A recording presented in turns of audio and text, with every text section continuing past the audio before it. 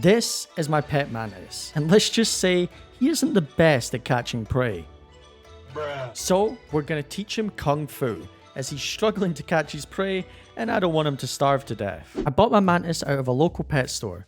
You can see that his house isn't exactly the best for him, so let's make a plan. First, we need to make his vivarium a lot nicer. Sleep is very important to becoming a Kung Fu master. Next, we need to build his dojo. That's right. I'm gonna build him a place to fight prey and where he will train. And then we will slowly give him bigger and harder prey to defeat. But first, let's see if the mantis is hungry, as I don't know the last time he had a meal. You can see the mantis isn't the best at catching the fruit fly. He has a lot of training to do. And after a few more attempts, he got it. It was so cool to see how quickly he just pounced onto the fly. If you're a fruit fly lover, now is the time to look away, as our mantis is chewing into the fly like it's a restaurant steak. It's so cool to see the mantis work its way through its prey, even when the fly is still alive. One thing that you might not know about mantis, or mantid, is that they usually always go for the head of the prey. And after a minute, that's exactly what he done. Now, if we're going to turn our mantis into a Kung Fu master, he needs to have a good home, and his old one ain't gonna work. Orchid mantis, which is what we have, comes from the rainforests of Southeast Asia and Indonesia. And because they're orchid mantis, they like to spend time on flowers to sort of blend into the flower and catch prey easier. Loads of mantis do this in different ways, like pretending they're a leaf. So let's build his home. I'll be using this terrarium to build out his home. I'm not going to make it crazy, as eventually I'll move him to a better one when he's bigger. And in case you're thinking it was small, it's not. That's his old one for comparison. First, we need a drainage layer. This stops the plants from getting root rot and the water from flooding the soil.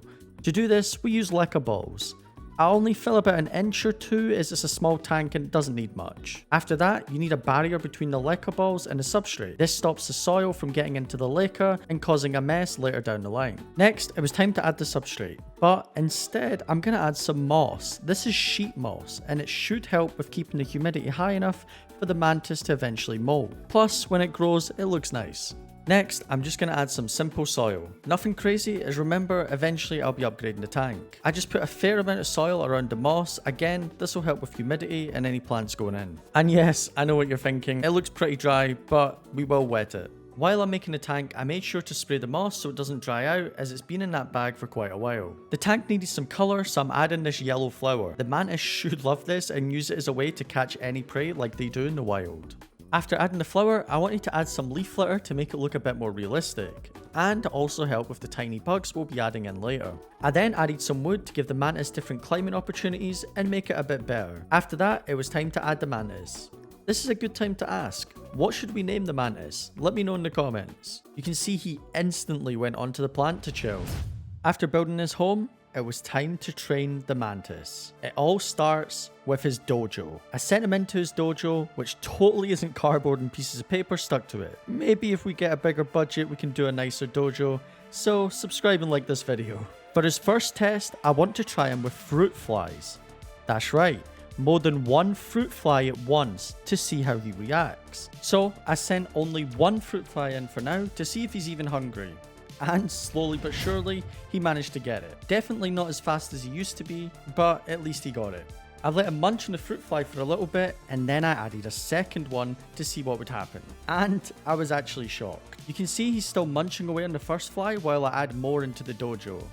And as soon as I move my finger, he pounces onto the second fruit fly with no problem. You can see under his arm on the left, there's still half of the first fruit fly there. And he has a little think before he finally starts eating the second fly. It's crazy that he managed to catch 2 flies at once. His training is going good so far, but remember, he has a lot of tests to go before becoming a Kung Fu mantis. Oh my god, how is he eating that? What? After his first day of training went well, I gave him a few days off to reset and prepare for his next challenge. His next challenge was a cricket. Not a full-size cricket, a slightly smaller pinhead cricket. These crickets are a lot bigger than a fruit fly and a lot faster. This truly will be a challenge for the mantis. So I put the mantis back in his dojo to begin the challenge. You can see that he turns his head to give me the signal that he's ready to begin. So after about 5 minutes of trying to get a cricket, I finally got one to start this challenge. And after placing it down, I realized something. It was dead. I don't know how it's dead, but it's dead. So I got another one, and this one was very much alive. The cricket was going absolutely crazy inside the dojo, and you can see the mantis was already super interested in the cricket, which I was pretty surprised by. After about 2 minutes of trying to calm the cricket down, he finally just sat there. You can see the mantis slowly moving closer and closer towards the cricket. This was pretty cool to see. And then the cricket made a mistake by moving a little. It was amazing to see how quick the mantis just grabs onto the cricket. You can see as he's trying to eat it, the cricket is trying its best to escape from the two front arms of the mantis, which, over evolution, have managed to evolve into having thorns on its two arms, which make it easier to catch prey by digging the thorns into the cricket. Pretty cool. And over the next 20 minutes, the mantis was chomping down on the cricket.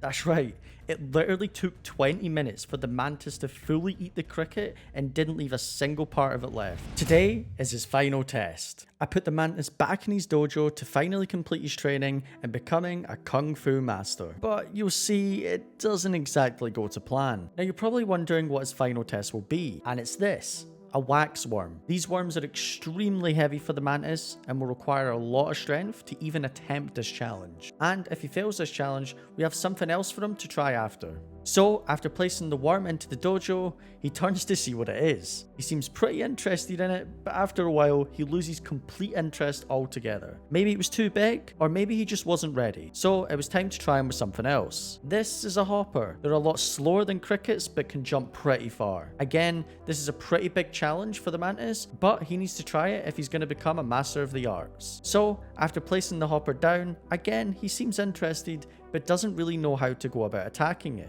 He even tries to hit the hopper to see if he can take it, but after a while, this was a failure.